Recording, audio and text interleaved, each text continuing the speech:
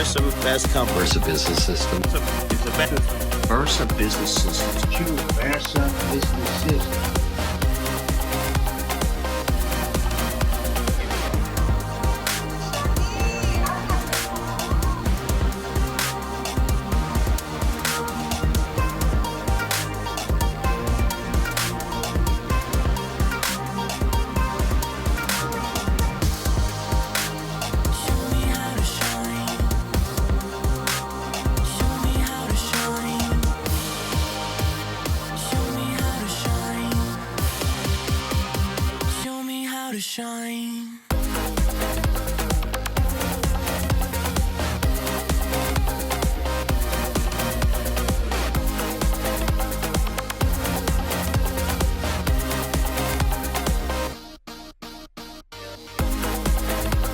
Yeah, I'm Morning Coach. So my Morning Coach, brand okay. is, that's been the brand. I mean, it's kind of funny.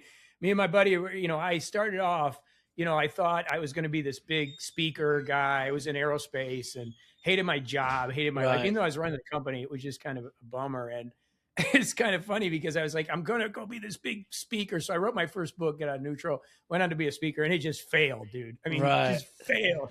It was horrible. Like, I didn't know anything about business. I didn't know anything. I came out of corporate, and it was just a disaster. And so one night, my buddy's like, dude, you should do something in the morning or do a message. And I'm like, we were all drunk. I mean, it came out of a drunk thing. Right. And I'm like, all right, well, let's try it. So I literally went on and started searching. This was like Alta Vista days, back with the dinosaurs. And I Right. was looking for URLs, and Morning Coach came up. I'm like, buying it.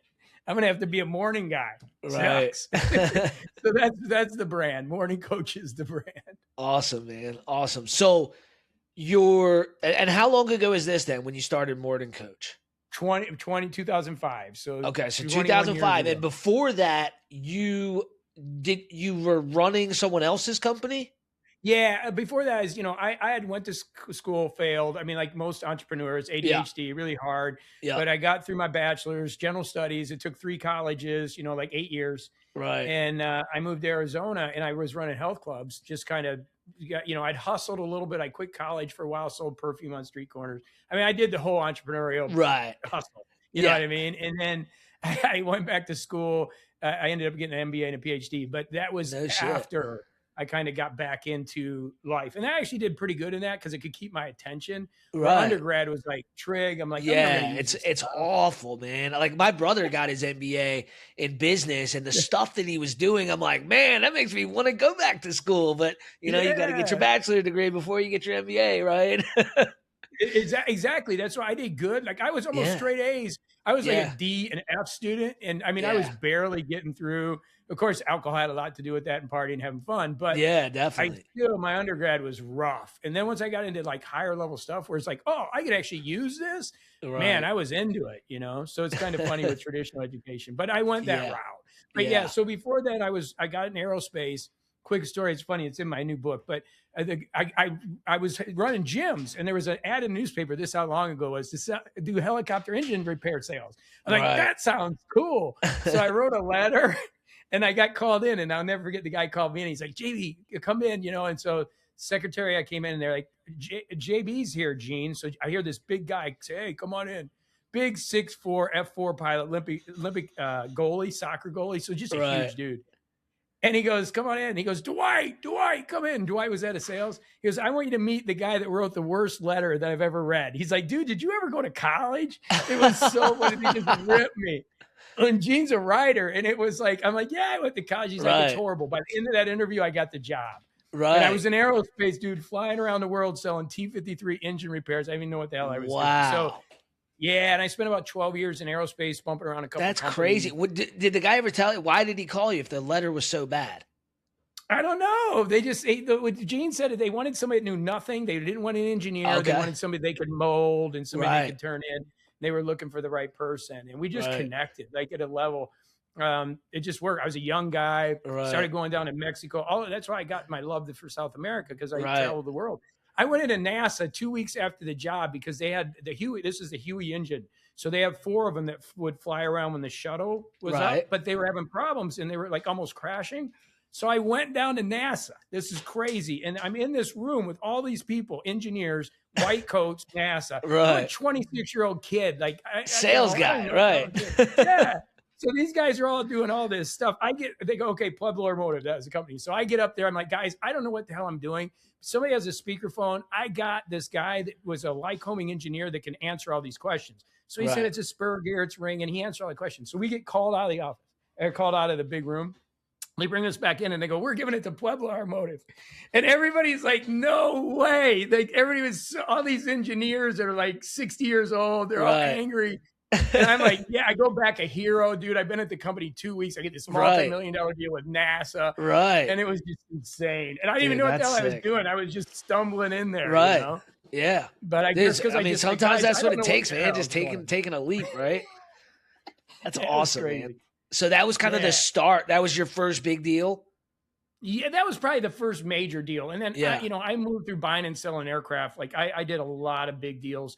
Actually worked with the government after 9/11. I was working for a company, Evergreen International Aviation, flew to Jamaica and bought an airplane for terrorist training. I mean, I had a really crazy aerospace career. But then a headhunter called me and got me a job running a company, which I was a sales guy.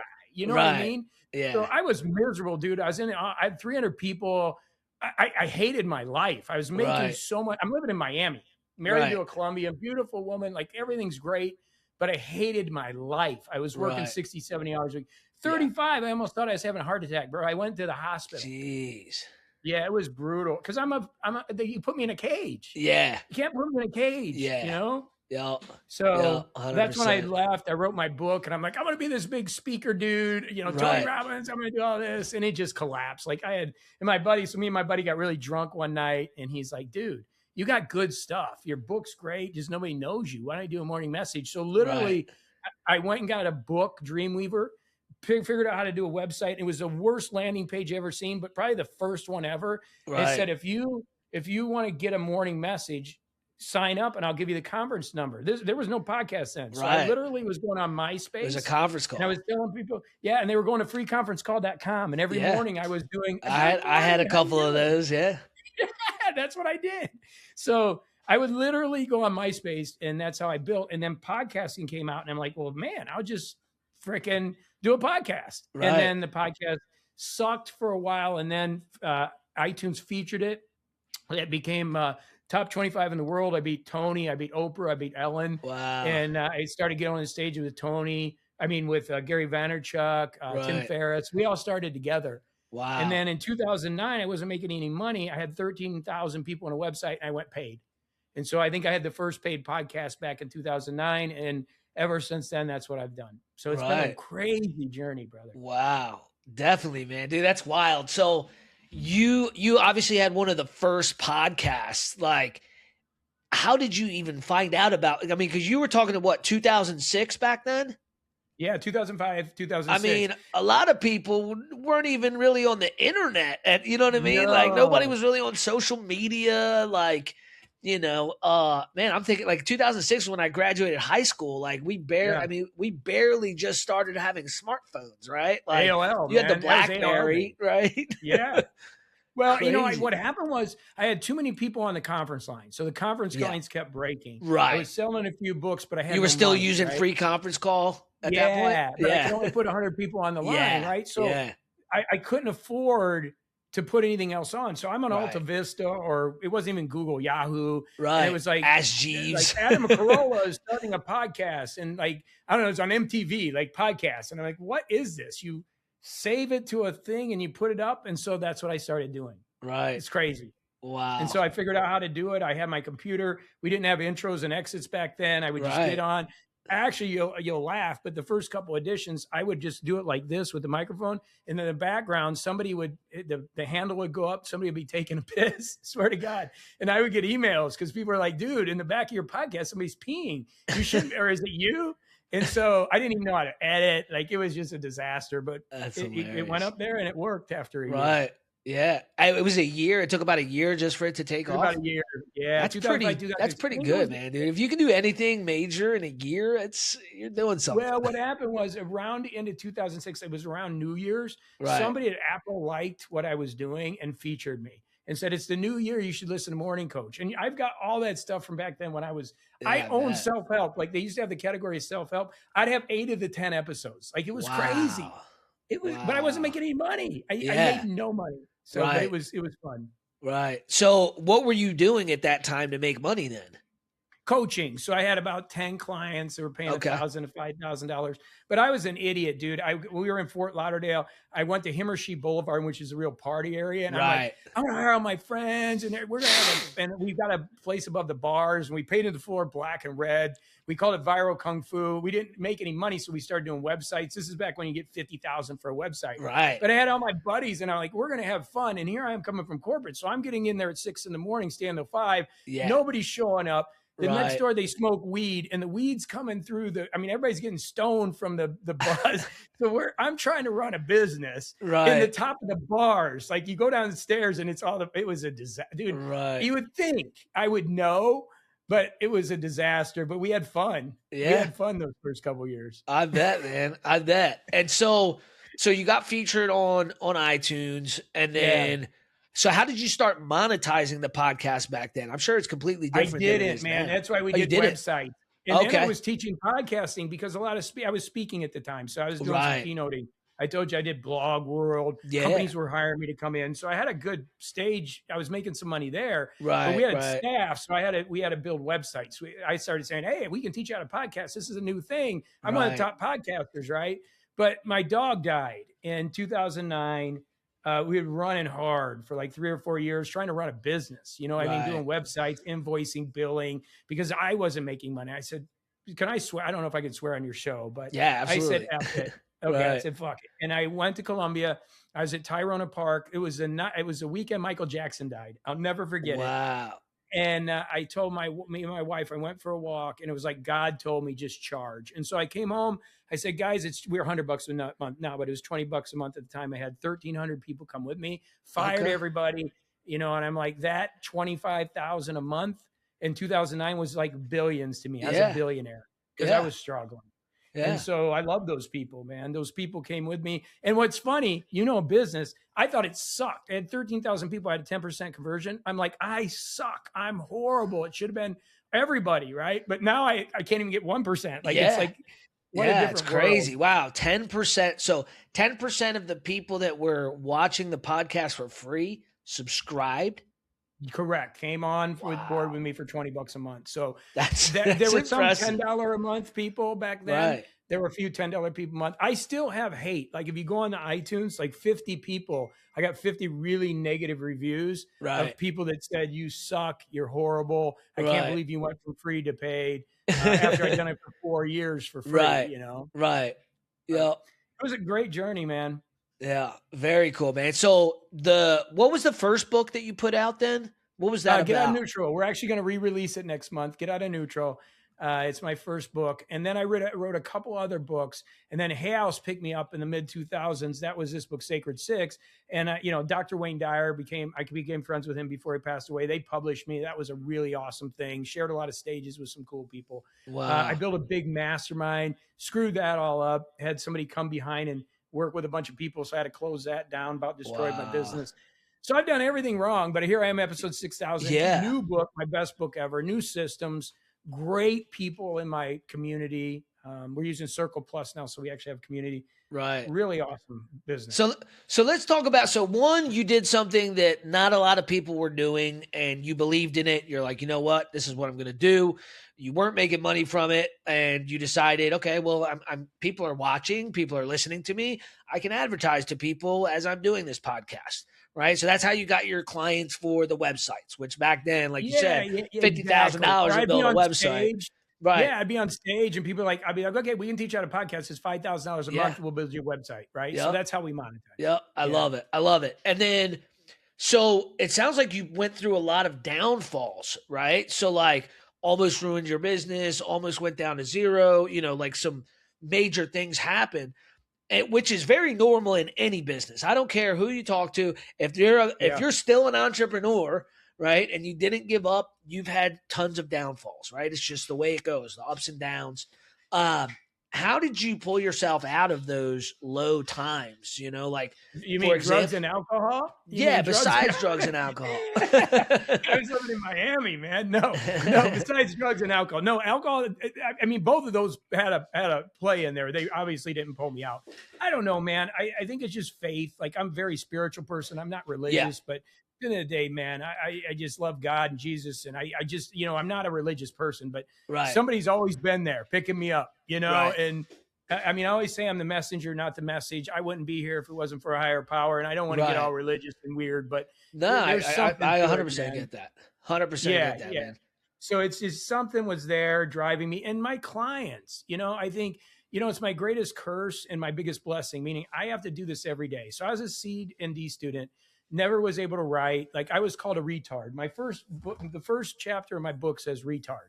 That's how I start my book, retard. So in third grade, I flunked third grade, and all the kids bullied me and called me a retard, and I never got good grades.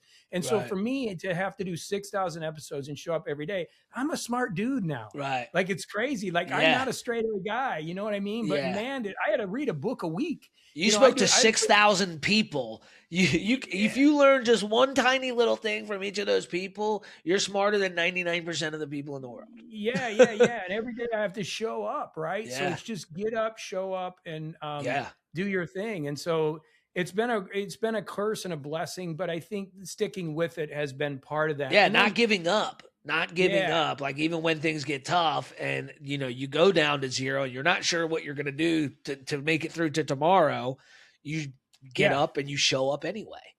That's it. And I think you just get process oriented. And that's a lot of what I teach now. It's, mission, vision, values, you cascade it down. Don't worry about the results. If you show up and you do it, you'll produce. Yeah. And, I think the other big thing is expectations. I learned to play golf. I, coach some golfers, one top in the world right now. And, golf's a weird game. You go out there, you think you're going to shoot a 72. I've never shot a 72 in my life. And I get pissed off the first 3 holes. Like, I can't believe I'm not going to shoot a 72. I think business is like that. We bank in our head. This is going to be the thing. Yeah, this is going to be huge. This is the one. Yeah. And, and I've done it a million times in my career, and I'm just done with it. It's like, that's why I told you, instead of working with everyone, I'd rather work with founders and people that get it, that would invest a little more money than trying to build this thing that's scalable and become the next Facebook. I've done that. It's no fun.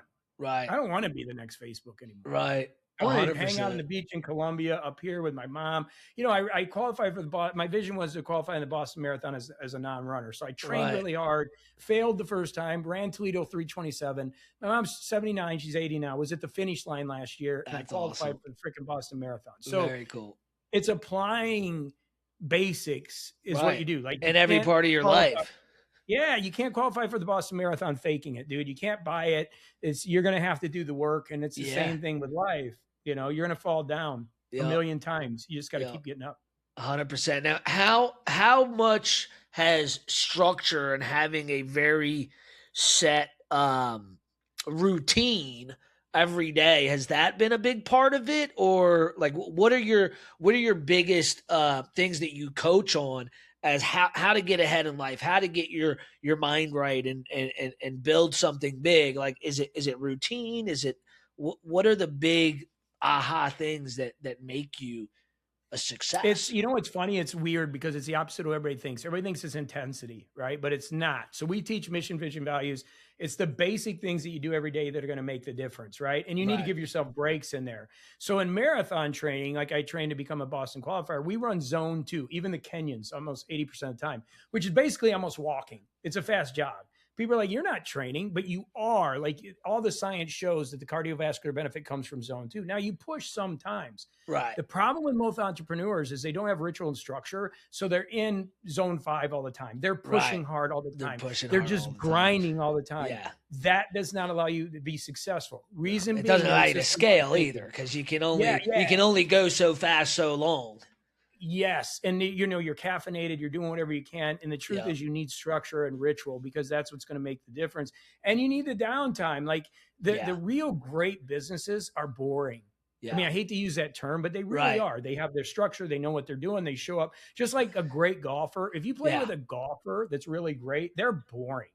They hit it in the fairway every time. They hit the green, they putt, and they move on. Right. It's boring. You play with me, I'm in the woods. Right. I'm, I'm all over the place. Yeah. Yeah, I'm everywhere, man. But it really, true great entrepreneurs are boring. They're not, they're not trying to figure out the next big thing. They're just structured and they handle it. So for me, obviously, as a morning coach, the morning ritual is really important. Waking up with the right perspective, having some self-care time, and then setting your priorities. To me, if you can lock that in, you'll be different than 90% of the people out there. Oh, 100%. 100%. So,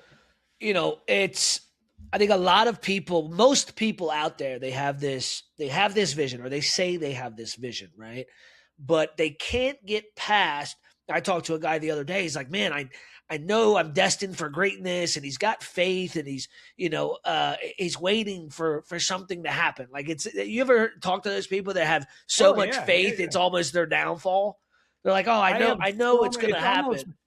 It's almost myopic. So you never want to steal somebody's dreams. It's like when I started out, The Secret was really big, right? So it's like the law of attraction. If you just think about it, it'll come in your life. Look, I believe in that. But the problem is the last word of that is action.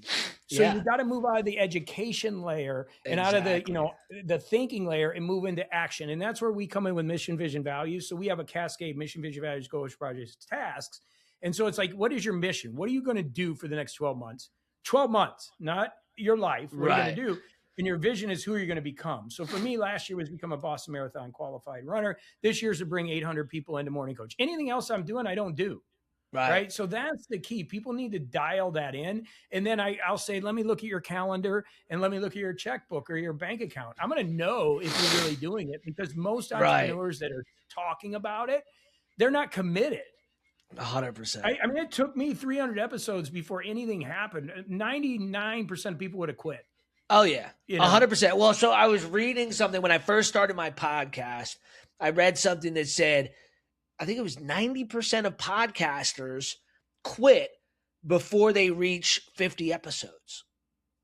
And I was just like blown away by that. I'm like, I mean, if you think about doing anything, I mean, what do they say? It takes 25 times to create a habit or something like that. Yeah, or 21. But there's no science behind it, but we all know it's something, right? It's 20-something. Yeah. And it's just like, you did 50 episodes and gave up, or 40 or 30 or whatever. It's like, what is the point of even starting anything, really? Like, that's always been my thing. It's like, it's knowing when to pivot is important, right? Not everything's going to work, right? So like it's, and I've been in that in my own business, right? Like sometimes it's like, okay, well, this isn't working as well anymore. Like, let's pivot, right? And that happens, right? That happens with all businesses, right? The way you should market, the way, customers want to be reached out to, all these things constantly change, right? Like even the iPhone now, cold calling is pretty much dead. Right. So if you were a company that was cold calling before, you got to pivot or you're not going to survive the next, 6 months. Well, if I can bring up something, and I need to get you a copy. Literally, these just came out yesterday. So okay. Awesome. What's it called? Right?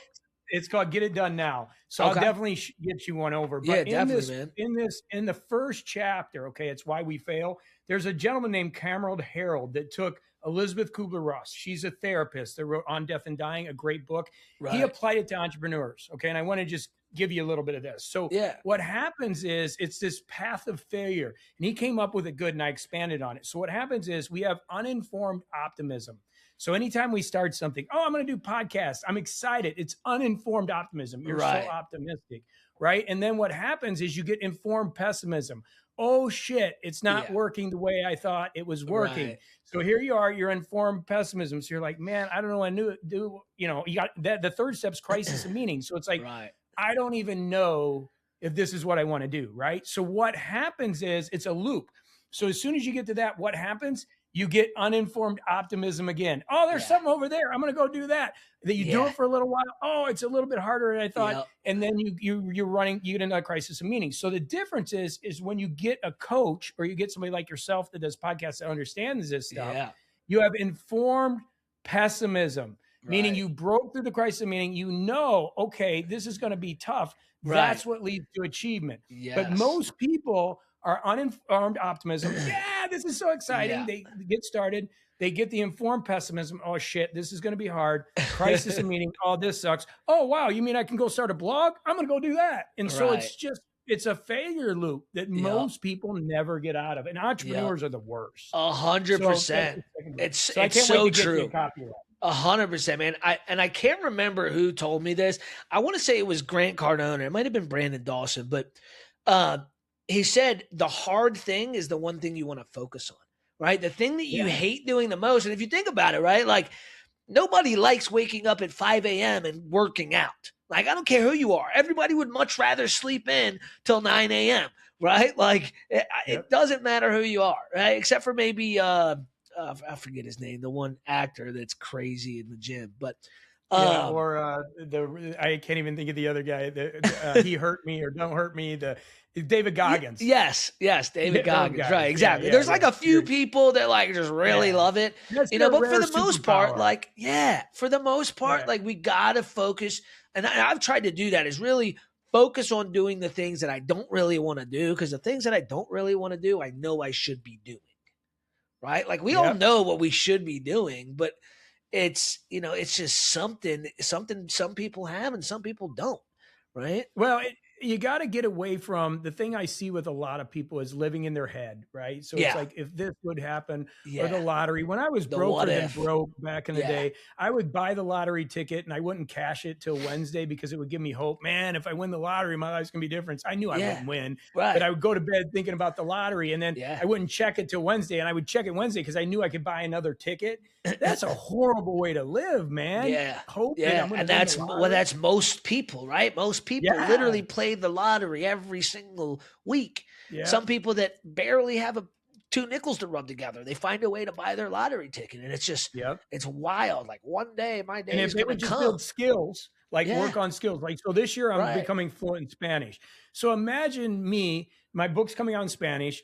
I just double my market. If I still doing my coach cast in Spanish and I've just entered a huge market. I'm 56 years old, going to be 57. Wow, and I'm really? You do not look it. You know? Yeah, it's just, but it's energy, bro. That's the thing. That's how you stay young. You know, 100%. I feel great. And but the key is to continually expand your mind. Again, I'm a C&D student that was called a retard. Right. So, you know, here I am learning another language. It'd be my third. You know, I speak a little French, and it's like, you got to do what you got to do, man. And that's what, Zig Ziglar was one of my mentors, that I grew up listening to. And he said, you don't enjoy the price, because everybody says, oh, you're going to enjoy it. I mean, you don't pay the price, you enjoy the price. You enjoy the price, you don't pay the price. Everybody says you got to pay the price. Zig always said you enjoy the price. So the hard work that I'm putting in Spanish now, which pays off later, and you can't learn Spanish in a day, I'm going to enjoy it, man. When I'm down in Colombia and I can actually have a rational conversation with somebody on the street, a street vendor, that's work, man. And I'm excited that I can do that, because I can be in their culture. I can understand them. It's out of respect too. And they respect me because I took the effort to do that. So I'm enjoying that price. You know, 100%.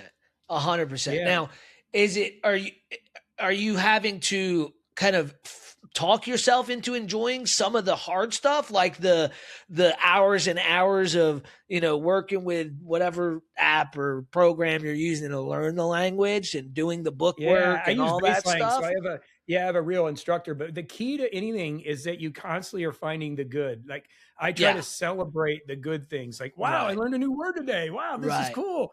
And just trying to find the passion. Focus on the good in everything. 100%. Yeah, because it sucks. It sucks. It's hard, man. It's hard when you get on that and you got to talk to somebody and your brain's going, I don't know and I don't understand.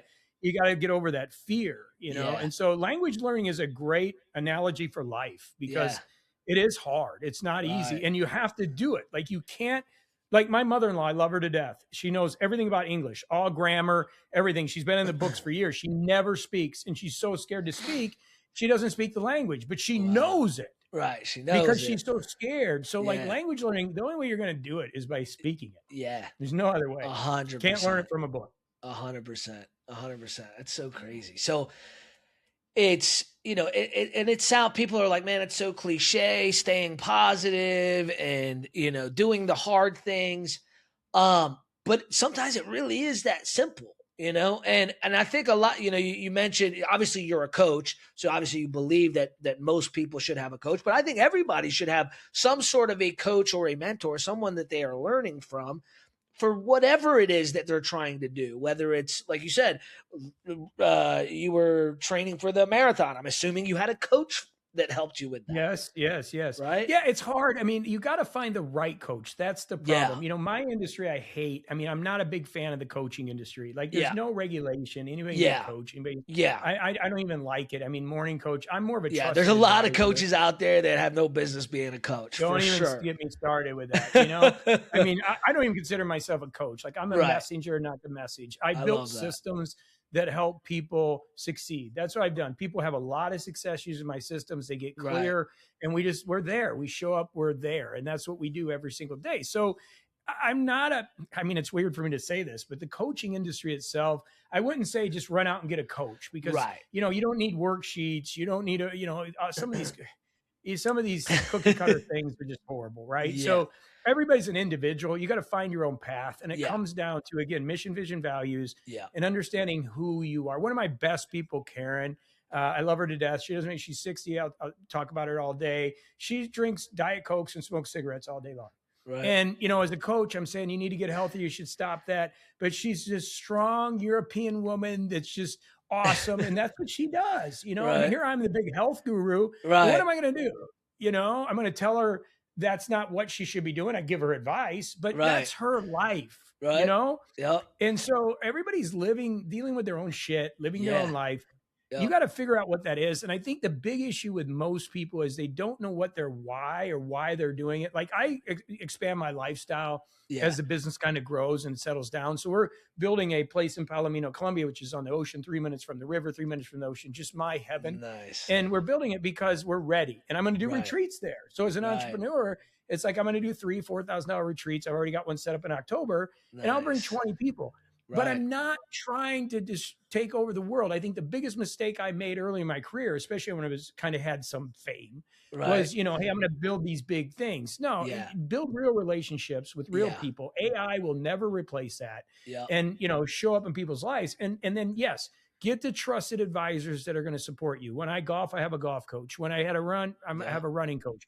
I'm more of a productivity systems guy. Yes. If you're somebody that has a Remarkable or an iPad or needs structure and systems, buy my book. Yeah. And then you can come and be me. But I don't sell. Like, I'm not here to. The worst thing you can do is close somebody into a system-based thing. 100%. So, That yeah, happens and then- all the time. Like, that's why Oh. most people, and it drives me crazy when I see, you know, like we were talking about it before we started recording, was how everybody gives something, you know, they're giving it away for free. But that's just because that's the new way of doing things, right? Yes. Like, hey, give something away for free so you can get their email, and then you can starting to try and hard sell them on everything, right? Yeah. And I was reading an article the other day, and the statistic was insane. I think it was like 90% of people that buy those cheap courses, or, you know, pay $10 to enter this Zoom that's going to, you know, give you all this information to help you expand your business. 90% of people don't show up.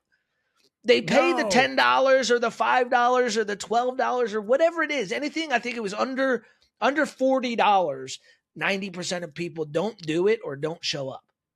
Yeah, there's no commitment It's crazy, level. Like, right? and as you can see, right, what people are paying out of their pocket. Like, even for me, you know, we charge $100 for our base service, or $100 for our software, which is brand new, right? So $200 a month.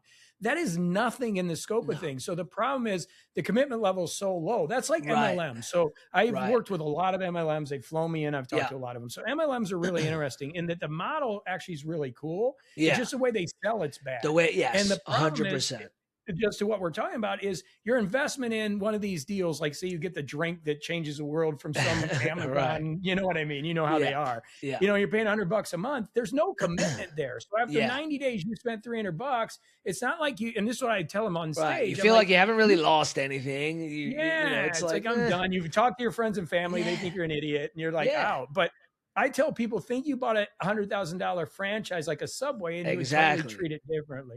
So I have a hard Exactly. time because I don't upsell like, you know, Yeah. some of the people do in my industry. I won't mention names, but Yeah. I don't have a phone room or anything. I'm not doing Right. it. I had a $45,000 a year mastermind at one time. Right. It just wasn't me.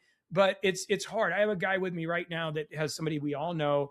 He paid $60,000 in COVID. His business was going down. He was a yoga teacher, didn't have any money, but he put it on credit cards, and they taught him to build a landing page. Didn't really help him. And then gave him a $3,000 bill because he was on payments. Yeah. And I'm like, man, if that was me, I would have said, hey, dude, pay me a little bit and let's put your money back in. Cause I'm more interested in your long-term success than 100%. initial, 100%. cost that's coming in. So it's tough. Yeah. I mean, the industry's tough that way. Yeah. I think people need it. Some of those people need to get, the Alex's, Hormozis and stuff. It's good. Yes. People get that exposure. Yes. But I think certain people do need that constant, reminder to do stuff. But I also feel like a lot of people continue with that when they've really graduated from some of that stuff. Like I know some guys that are doing huge stuff and they're still, no offense, but going to paying $50,000 to go to a Grant Cardone event for a weekend. And it's like, dude, like you're past that now. Like move on to somebody else. Right. Like,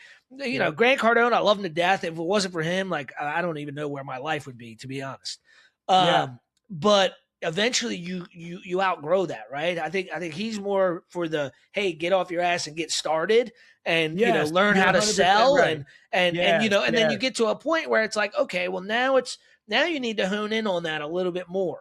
Right. It's like, okay, well now you need to work with, either the, this guy or that guy or whatever. Well, and that's why, like my stuff, I'm glad you bring that up because like, I always say my stuff's not for the people that can't get off the couch. It's not for the masses, right?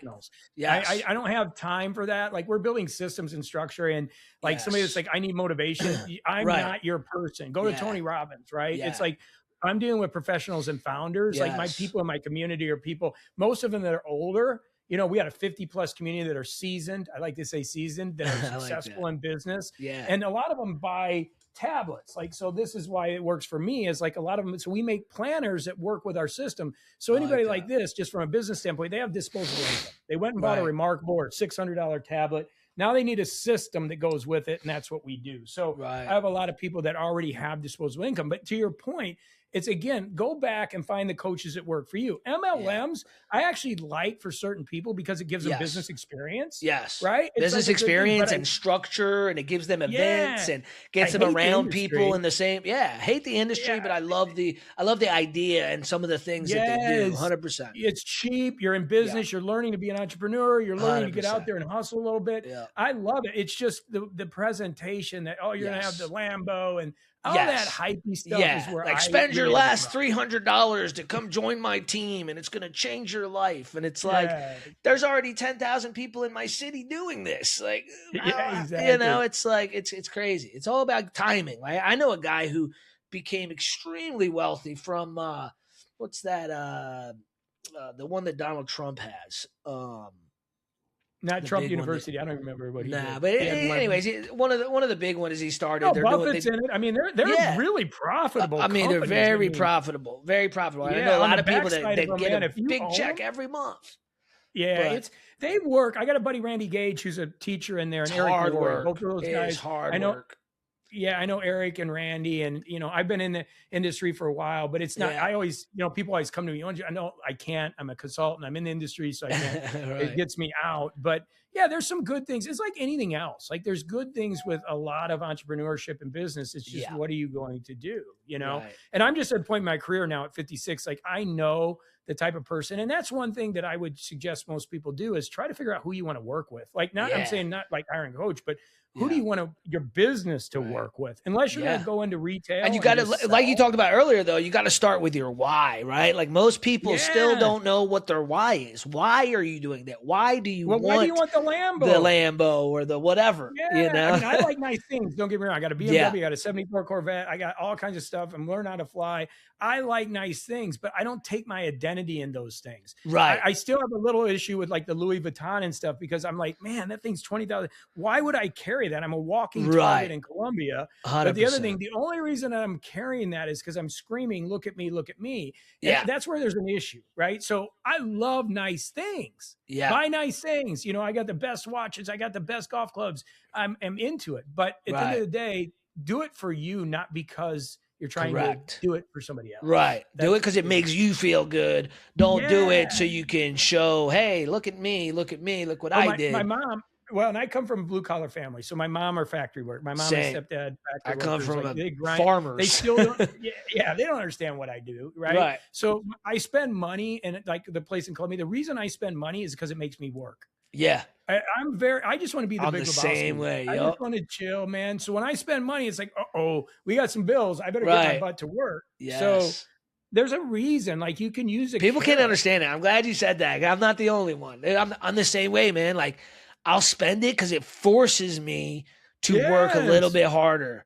You know what I mean? Like, it's a weird thing. It's but I just yeah, got a it works. $5,000 camera that I absolutely don't need. But it's like, all right, we need 50 more members. Let's get to work. I love that, dude. And I leave it right everything. on the desk. Yeah, dude. And I price everything with like my average, what our average deal does.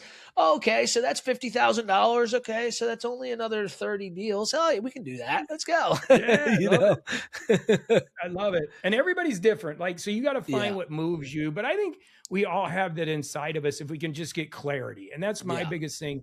I work with people. I'm like, man, what? I just keep going, why? Why the hell do you even want to do that? I got one person right now in our group. We do have a small group. It's $500 a month. I don't promote it or anything. And he just keeps struggling with all these things. He's now creating an app. I'm like, dude, why? What are you going to do with the app? What's the next step? What's the business model? Yeah. But he just keeps jumping on the next thing. All these, like I know so many people like that. They've got so many great ideas, but they don't ever stick with one. If they do, I mean, it's just, it's what they get all excited. And then I'm 2 weeks later, they're going to something else. Yeah. Because it's like, look, this will help you get things done. And it'll help. It just, like I said, we start with the failure loop. We get clarity on mission, vision, values. We talk about open loops, closed loop, the psychological reason things are working, they aren't.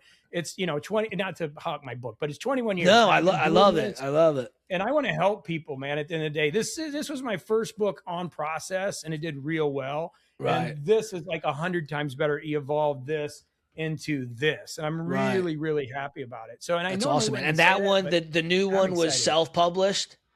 Yeah, we're doing it through Amazon. And, okay, great. So Amazon Publishing and just on a business we'll site, we'll put the link to the book in the description. Well, here's what I'll do. I will put Versa, right? Is it Versa? What's your Versa? Yeah, it's Versa Business Systems. Yep. Versa. So we'll do morningcoach.com/Versa. And what I'll do for anybody that checks this out or views, I'll have the planner for free on that page. I usually charge for that. So it's our planner. I'll have the book link there and then information on Morning Coach. And I'll make an individual page for it. It'll be really very cool. Awesome, man. I appreciate that. Just for people that are entrepreneurs in books, like publishing's great. Yeah. But if a publisher isn't going to pay you about $500,000 or more, run. Like I got a lot of money for this book, but they still didn't work with me. And the problem is the timing. Like, I'm doing my audio book myself. I have a studio downstairs so I can do it. And I'm doing it this weekend. So I'm in control of everything. And it's a new world. Now, I'm not saying just work with Amazon because not a lot of people are, but it is convenient. It is the easiest. It's the easiest thing to do. I self-published my first book on Amazon Kindle, and it was so easy. I had no clue what I was doing. I had no clue what I was doing. I would suggest most people write a book in their life. And, I'm happy. I'm as a C student, a grammar kid. That was a B, C, same here, man. College dropout, C student. So, I was just happy to get published once in my life. So I'm like, they pay me to write, so I could give the big FU to that grammar teacher. But no, I think there's the thing is for people, there's a lot of opportunity, but you really got to get clear and get your energy. You can tell I have a lot of energy. I love what I do. And my clients they keep me going. Like you asked before, what is it? And it's just the people. I've been able to affect a lot of lives, even the people that aren't with me anymore. Like it's still what drives me. And Zig Ziglar, Tony Robbins. I mean, Tony's been at this a long time. Les Brown. Those are people when I was 15, 16 years old. I read Zig Ziglar's book at 16. They changed my life. I mean, all those, and I was like, that's what I want to do. I just thought I needed gray hair and it hasn't come yet. Right. But it's one day, maybe not. I don't know. It's hard. I'm coming towards 60. There's a little bit in here. Right. Yeah, I totally get that, man. So, we've talked about a lot of different things. So you said you're coming on 60. You're at 56, right? Yeah, I'm gonna be 57 in a couple months. So obviously you love what you do. You're passionate about it. You love the people. It sounds like you've got a great life for yourself. Is there anything on like besides working out and loving the work and things like? Are you taking the new craze is peptides now, right? Peptides Yeah. and testosterone and things like that. Do you take anything like any certain No, the supplements or only thing things that like I that? Or do, no, the only thing I do is a little bit of enclomiphene, which is a female drug that they use for, but it helps you produce natural testosterone. So Yeah. no, I don't take the shot or anything. Okay, yeah. That's the only thing I do. I do coach a really awesome scientist out of California, does gut biome. She's sending me some probiotics because I Right. found a couple things and she does mitochondrial density. Same for Okay. Brian Johnson. I don't know if you've seen his Yeah. Netflix. Yeah. That's the same doctor. So Okay. they're sending me some stuff, but no, I don't do anything crazy. Like I don't do peptides or anything. Right. If I'm training really hard, I maybe do BBC 157, which will help, heal a little bit. But no, Yep. creatine's about it. Yep. Creatine I think milligrams a day, whatever, one scoop. Right. And then I do AG1. Not a spokesman for them. I think it's expensive. I think it's overpriced, but it's convenient. Okay. So I'm not going to sit here and say, I mean, you could make your own. I used to do green vibrance for years, but I do like AG1. I think it's a good product, pricey. But that's about it. Then I just eat really good. Check my blood every 3 to 6 months and really, maintain that. The zone 2 stuff's really important. We're finding it in science for stress relief and everything that if I had any suggestion on the health thing would be, be getting 3 hours of zone 2. It's easy. Just do it. Put it in your schedule and do it, and you'll live a long time. You'll keep you young. Now, when you say zone 2, you mean like just going for walks? Yeah. So zone 2 really, and it's funny. That's my book coming out in the fall because I'm going to write Zone 2 Life, but because it's really affected me. I'm living it like I do with all my books for the next year, and then I'm going to write a book on it. But zone 2 is when your heart rate is at fat burning zone. For me, it's about 128 beats per minute. So I stay below that. And I'm used to running at 165. That's what I run a marathon at. And I can run 7 30-minute miles. So I'm cranking. Wow. Yeah. So zone 2 is really like so easy. Like I have a really nice manual treadmill downstairs and I'll just run on that and watch a movie for 2 hours. Right. And what it does is it builds mitochondrial density and helps your cardiovascular system. You'll see all the research, but most people think you got to kill yourself. And it's hard for me. My first marathon I trained for, I ran mostly zone 3 and zone 4, and it did build something, but it tore me up. It tore me up. So zone 2 is just this secret. I'll give you this. I wear a Whoop. I have an Aura not on today, but it's crazy. If I don't do zone 2 and I sleep all day, I don't recover as well. I recover better doing an hour of zone 2 than doing nothing. It's the weirdest thing. That's how powerful it is. Yeah. Interesting. That's crazy. Yeah, and so you think 2 hours a day of that? No, I think 30 minutes for me. Okay. Right. I'm a marathon trainer. So right. So different. But I think 30 minutes a day, 5 times a week. I'm not a medical professional. We'll put that out there. I'm not a doctor, but talk to your healthcare practitioner before you try any of this. But zone 2, like 30 minutes a day to 45 minutes. It takes about 20 minutes. What happens is after 20 minutes, your body stops burning glycogen, starts burning fat. So it takes about 20 minutes. So if you can get 10, 20 minutes in, it's great, which would be 30 to 40 minutes. So yeah, as a marathoner, that's what we're judging glycogen. Like that's so key. That's why you bonk, because you're taking sugar every 30 minutes. So you're trying to get your body to work better with fat. The problem with fat is when you're at a high performing level, you can't burn fat when you're running hard. You can't. Right. Zone 2 is where you're burning fat. So that's what's so weird. It's not when you're exercising really hard. That's VO2 max, which is good. That's going to give you capacity. But what's really critical is that major capacity, which is zone 2. That is the magic thing. It's going to build cardiovascular fitness and everything. And you'll see even the Kenyans, like all I'll have to start. It's funny. So like I've got a really bad foot, so I can't go for long walks or run or anything like that. But I get on the bike. Yeah, I get on the bike. But it's funny. I've literally been doing 20 minutes every day. Yeah. And it sounds like just that extra 10 minutes could bump it up to 10. Yeah, bump it up to 10 because you're probably burning all your glycogen, which is fine.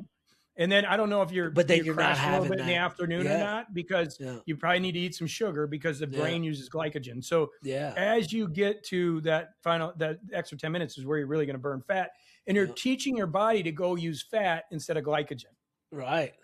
And then you Yeah, can go that's on low crazy. carb because you've taught your body how to use fat. A lot of people Right. try to go on low carb before they're doing zone 2 training. And what happens is it's not really working for them. So it's like, I'm doing paleo, but it's not working because you're not training your body Right. properly.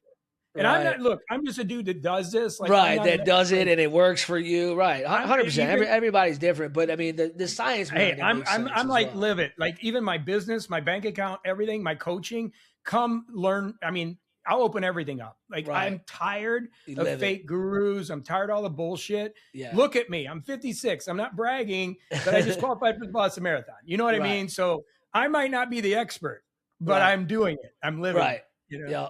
I love that, So- man. I respect that solely, man. For real. It's Yeah. it Well, same with is great. business. Yeah. Yeah, I like to tell people the truth, man. I'm Yeah. gonna sit here and say, "Oh, it's been Authenticity. great the whole time." That's what I try to explain that to people too. Is just be authentically you. No matter what, no matter who you are, no matter what you are, you will gain so much more respect, so many more clients. Everything will be so much better just being authentically you. Yep. Even if you are a jerk, even if you do curse a lot, like whatever it is, if you're authentically yourself, you will get way more business and do way more and just get way more respect. I can tell you a quick story about that. I don't have my old book up here, which we're going to re-release, but on the back of it, I have a cover and I have a suit on, and that I paid $5,000. I had no money. I put it on a credit card for somebody to teach me that. My business failed so bad. I would show up in a suit everywhere. And what happened was I finally said, fuck it. If I'm going to suck, I'm going to suck in shorts and a t-shirt. And I started showing up in shorts and a t-shirt, and my business took off. Like, everything changed. And my use of uniforms, like a shirt and jeans. I actually have in my rider, like, I won't wear a suit. Yeah. And so it's really weird. Like, my business didn't work until I changed what everybody was telling me I needed to be. It's crazy. Yeah. It's so funny. Like you say that. So when I first started the podcast, I would, this is how I usually dress. I'm comfortable. I'm wearing a sweatsuit, a hat, whatever. And I used to change before my podcast, and I would throw on a collared shirt or a polo or something like that. You'll see like my first maybe 10, 15 episodes. And after, my first 10 or 15 episodes, I learned so much from some amazing entrepreneurs. And I'm like, you know what? Yeah. Like, why am I changing? Like, just be authentically me. Like, this is what I look like today. I got a hat on. My hair is a scruff. I haven't shaved in a couple days, like whatever. I'm me. And, it's made all the difference. It's good too. So I've gone into uniform now where I like these Lululemon shirts, diesel jeans. And I've always done that as a speaker. Like, I would go to Hugo Boss, buy a shirt. I would get my diesel jeans. I get my Kohan shoes because I knew. So when I flew to New York, I would just go do it because I didn't have to think. Like, I'm not fashionable, right? Right. So I do uniform now because it's just easier. Black shirts. There's a reason for it. Cognitively, I don't want to go, man, what am I looking like today? Right. Like, I don't even want to think about it. So to your point, just being comfortable is the key. So I'm 100%. I'm the same way. Like, I know I could just pick something out of my closet and I'll be fine wearing it. Like, if I don't like the way I look in something, I throw it away or give it away. Like, I don't want to think about it. I just want to, 100%. Well, and as an entrepreneur, that's one thing I talk about in my book a lot is cognitive load. So when we talk about people that keep switching and stuff, you only have so much cognitive load, right? So there's only so much you can do. And that's the biggest breakdown. So if you can take some of those little things out, like, what am I wearing? What do I got to get up and do? Like, that's why I build my system every day. I'm going to get up and listen to JB in the morning. Like, I don't have to think. I don't have to think. And that's why I started Morning Coach. Because back in the day, I was reading all the books and I would try Tony stuff. Then I would do Zig stuff. And I'm like, there's no consistent system. Like, I need a consistent system. So I started my own. I started this for me. Yeah. And I still do it for me. Right. So it's like, I just want that's why I still do the podcast is for me. Like, at first I'm like, I need more content. I need more videos. Everybody's telling me I should do a podcast. And after about 4 or 5 episodes, I'm like, I'm doing this for me. Like, I'm learning so much and been able to implement so many different things into my business and my life that I've learned from some amazing entrepreneurs that have done far more than what I've done in my 37 years. And it's been extreme. It's been life-changing, really. Well, you're 2 years into where I started. I started at 35. So when I really broke away, so you're right there, man. You just keep grinding and you wake up one day. Like, the big thing for me is just being appreciative of what I have, because the guy that was 35 years old, I'm sitting in one of the nicest houses in my hometown. We were pretty poor. Like, we were middle-class factory workers. Right. I'm on the lake in this huge place that used to be a hotel it's just insane. And I'm not here to brag, right? But it's just the fact that the guy that started when I was 35 would be in heaven right now. Right. What's interesting about entrepreneurship, Right. I don't think I'm anywhere. Like, I think I suck. Yeah, I'm the same way, man. Like I'm still at the bottom, but then I think about when I started Versa 8.5 years ago. I was living on my brother's couch. My little brother's couch. I mean, that was hard enough as it was. Like, I'm living on my little brother's couch. I had a car that I had to climb through the passenger side to drive it because the driver door didn't open, and I had $20 in my pocket. Like, it was make or break time, baby. Like, I had nothing. And man. And so, like, I get down on myself. It's like, man, why don't I have the house in Florida yet? And the this and the that and the I used to share stage with Tim and Gary. I'm like, man, my business should be as big as Gary Vaynerchuk's or Tim Ferriss. You can't compare. You just live your life. Yeah. But that's why, for me, 100%. a big change the last couple of years is just being really appreciative of what I have. I mean, a good example is cameras and stuff. So it's like I keep buying stuff. It's like I don't need anymore. Like, there are people building amazing YouTube channels with this. Not that I want to do YouTube, but I don't need the latest camera, man. You watch those videos on YouTube. It's like, man, I need that Sony. But I did buy this one. I did. But it's funny. It's a lot of it's imposter syndrome, man. Face it. Yeah. And we all have it. I've been very blessed that the stage doesn't scare me, but I'm introverted as hell. I don't like to be around people. They take my energy. I disappear. Yeah. I don't. And it's funny. Everybody thinks the opposite. I'm the same way. Like, everybody thinks like I'm the most outgoing. I love being around people. Love talking to people. But I'm the same way. I'm kind of an introvert.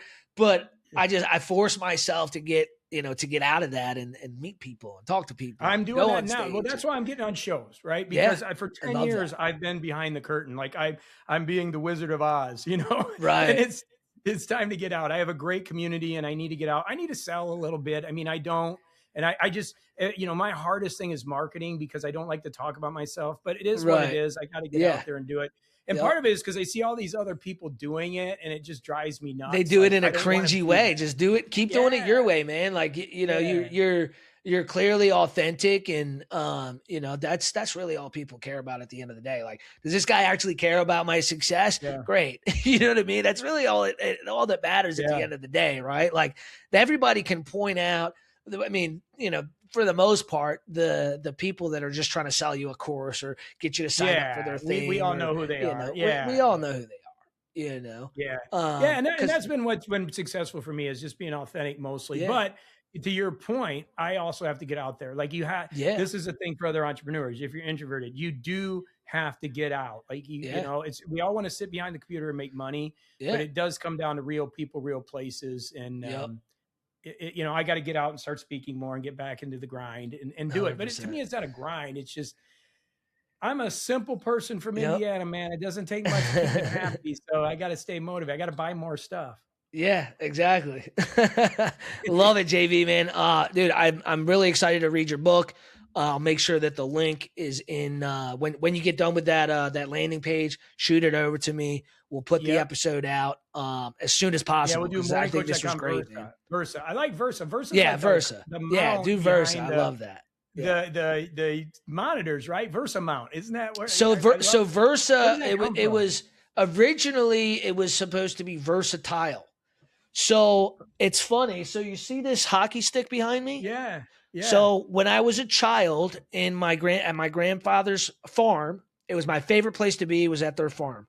And in the room that I would sleep in when I was at my grandparents' house, this hockey stick from the Switzerland Olympics in like the 60s, or maybe even before that, my grandfather brought this back from Switzerland. And it was in the window of this bedroom that I slept in from a baby and as a child. And I created this logo, the Versa logo with the world. And my grandfather passed away last year. And I went into that room and it was the first time I noticed this hockey stick. Oh, wow. And it's almost identical to the Versa logo. Cool. It was crazy. I see it on the hockey stick. It was crazy. That's So crazy. I've added I'm versatile. So that could be subconscious, that was, man. It was always subconsciously. It was always there. So yeah. cool. Yeah. It was wild, so man. Cool. It was wild. Wild. Yeah, that's great. Well, I appreciate, man, you having me on, and I appreciate hopefully you I having help on, people man. with the energy. Definitely, Well, let's man. get it out there, and people should be listening to you. We need 100%. more people engaged in like the real people conversations. That's Yes. what makes a Yes. difference, and then no 100%. hype, no BS. So Yeah. it's great. But yeah, I appreciate you having me, brother. And everybody wants, get it done now is the book, morningcoach.com. Real simple, but I will do some free stuff at Versa. So we'll, make Awesome, sure we man. have the episode up there and we'll promote it. I'll get it out there. I Awesome. want to do that. Let's get it out there. Awesome, brother. Definitely. So as soon as my editor's done with it, I'll get it all over to you. And man, I wish you the best of luck with your house in Colombia. That sounds amazing, man. Is that been a big goal for a while? Well, we have one in Ibagué, which is where my wife's from, but Okay. this is on the beach. So look, the dream is always to have something on the beach. And Yeah. I lived in Yeah. Fort Lauderdale for years. I'm actually That's not moving onto the beach in 2 weeks. Okay, Yeah. well, see, to me, and I love it. Don't get me wrong, but to me, what I wanted to be was in nature and in the jungle and in Yeah. the middle of nowhere, and Right. like Gilligan's Island. Like, Yeah. so this is what we're building in the middle of nowhere, like in the jungle. So I love it. But I do love the beach, like the beach first Yeah. and foremost. The other thing that I love about Palomino is surfing. So you surf every morning. Nice. You get up, all the kids are surfing. Love that. It's just, I'll be quick, but it's really important. Colombia is really important to me because I go to a place, Palomino is south of Santa Marta, 3,000 people in the city, Okay. a lot of poverty. A lot of the people Yeah. live in dirt roads. There are no Right. roads. It's all dirt, right? So it's Okay. all dirt, and a lot of the houses are dirt. And some of my best friends in the world have nothing, and they're the happiest people in the That's world. And you amazing. get around that energy, and they just hang out on Right. the beach, and they love their Yeah. life. They don't care about the next podcast. They don't care about the Yep. next book. Yeah. They just love It's just their got to life, feel good. man. They just love the Ah. life. They love people. Yeah. That's I amazing. need that energy sometimes. And so, Yes. getting down there. So to your point, yes, it's been a dream to have a place on the beach with that community. And Yeah. I want to help the community. I want to help the people down I there love and that. help some of the kids. So it's really cool. I love that, dude. That's awesome, man. Very cool. Well, dude, I can't wait to talk to you again here in the future, man. Wish you the best of luck, and dude, let's stay in touch and see what more we can do to help each other. At the end of the day, that's what it's Love it. all about for us too. We're just trying to help as many people as possible, right?